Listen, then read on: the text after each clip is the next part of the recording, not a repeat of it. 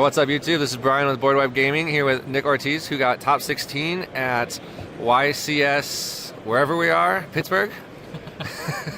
What'd you play? This guy shark. Yes. All right, let's see it. Sir. All right.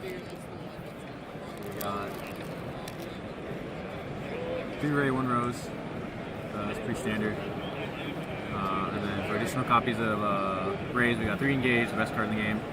3 Link Gauge, 1 Wonder Drones, and then 1 Rota to balance that out. It's about 12 ways to Ray total, if you're not counting Area 0, which, given with all the draw power in this deck, it's like not that inconsistent. It's like, I haven't really had much trouble finding a pilot with this ratio, and I would never play more than 1 Rose, ever.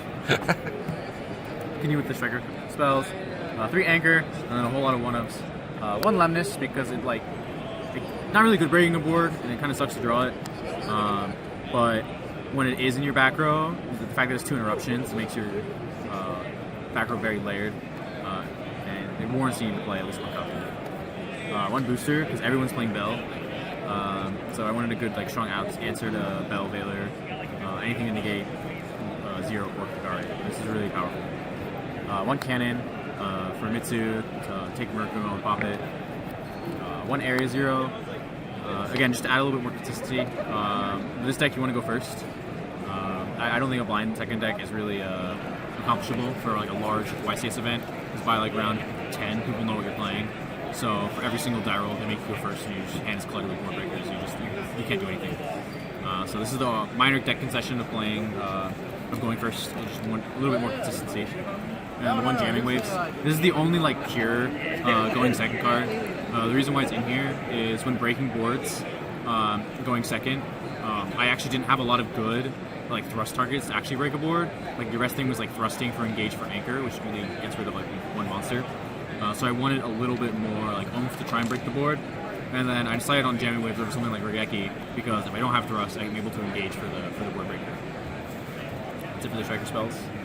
And add to draw power, 3 Upstart, and 3 Visions, and then I'm playing the 1 NST. This card helps you play around Joel so much, being able to draw 2 and pitch in the draw phase, so that by the time your opponent has an opportunity to draw, you're already going to have 3 spells engraved, which makes all of your striker spells bonus.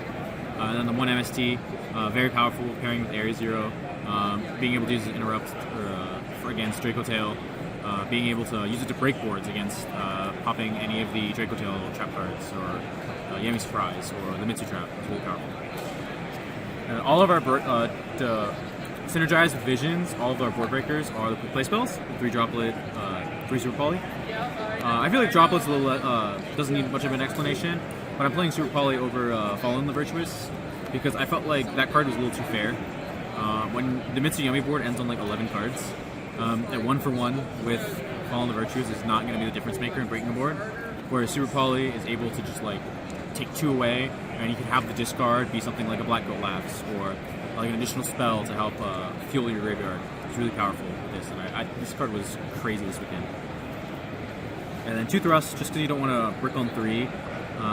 Again, you have so much draw power in the deck that like you'll oftentimes draw into multiple copies of like your hard ones returns, so you want to minimize that. Only the 2 Thrust, and the 1 Talents. The 1 Black Goat, which is the most like universal trap card to play.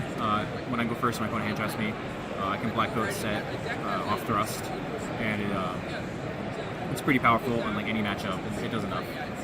And 1 God card, and 2 copies of Ash Blossom. The 2 copies for Ash is the same reason why I'm playing 2 copies of Thrust, is because you draw so much you don't want to draw into multiple copies of it. But it's in the deck mainly because there are a lot of cards I wanted to side, and I felt like Ash was the best card to put in the main deck to fit room in the side. Because Ash is technically a hand trap, but it's also used as a breaker for like most of the cards' format, whether it's prayer, the following duelist any of the is on stage. Toby John Pickle. Ash is really powerful. Toby John Pickle to the Because you're playing a board breaker deck, and because you draw too many cards, you don't want to have your deck full with hand traps. Because when you're trying to break the board and you Visions draw into like a draw and lock bird, it's not going to do anything when trying to break the board. Extra 2-0, 3 Kagari, Hayate, Shiz, Azalea, and Zeke. 3-0 never really comes up. 3 Kagari does come up. I'm not playing Kaina I don't think there's a need for it anymore. With the way the new time rules are, that's like the 1 in like 30 scenario where you like summon Kaina. But Link Gauge, like without Kaina, does like 15,000 damage. Like if you make an access code first. So like Kaina is not the difference maker there. And with the Super Poly targets in the deck, you have to come back a little bit on the links. I didn't miss Kaina once at all today. And then Azaleon's exploded.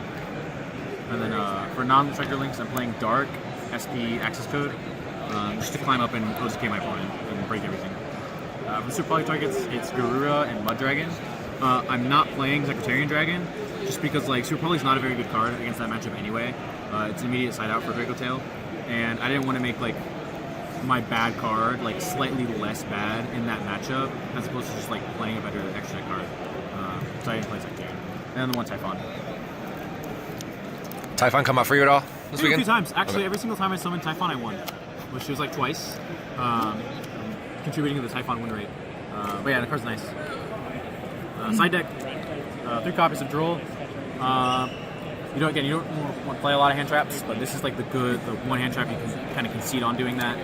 For Mitsuyami, drolling them makes it like a really like pitiful board for this deck to break.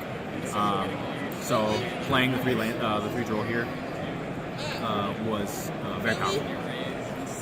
Just 2 Lancia. I didn't have room for the 3rd Lancia, but Mal's is like an unwinnable matchup, I feel like. Unless if you like open exactly Super Poly. But because they draw so many cards, they're almost always going to have Droll with Chessy Cat and Whitebinder. So you need to have something to try and stop that matchup. So I put the Lancers back in to help deal with it, and it was really good. I played 2 Malice today, and it was the game changer. The 3rd Ash and then Bell is for siding patterns with Draco Tail. Because you need to take out the Super Polys, there's a lot of cards that aren't good in that matchup. You want to replace it with good cards that do fit. And then Ash, again, hits all of the Draco traps, and then also Rahu and Ketsu. And then Ghost Bell is kind of like Ash with the board breaker where it hits all the traps. And the one hand, which I didn't side today, but my obligatory concession to win the light. And then spells, Multi-Roll and Burner. This is when I know I'm going to go second. I put both of these in. Multi-Roll's not in the main because I feel like Multi-Roll kind of fulfills 2 purposes, which is recurse ability and spell C4 unrespawnable effects. And the first prong of that I feel like is not very good anymore with Blindness Gate and Zero. But the second effect of Multi-Roll is really good, the unrespawnable effect. That's only good going second, not very good going first. And it's not a quick play, so you can't pitch it off Visions, so it's just a relatively dead card going first. So I have it inside for going second. And then the 1 cross out. This is like mainly for Droll, but a lot of Yummy decks also play Engage, so you can cross out Call Engage.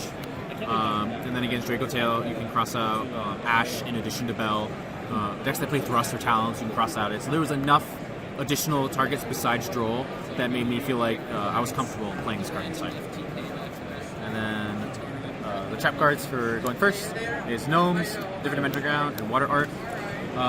D-Barrier is gone, so like you can't have a super versatile trap anymore. So to replace it, I wanted 2 traps that hit like every kind of main deck right now.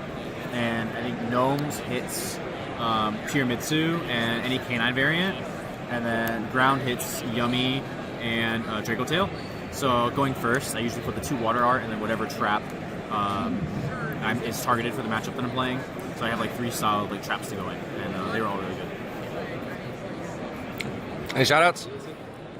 Shout out to my girlfriend Karina. Shout out to all the Tampa people, to all the Gainesville people, all the Jersey folks, everyone who helped me with the deck. Yeah. All right, congrats. Thanks.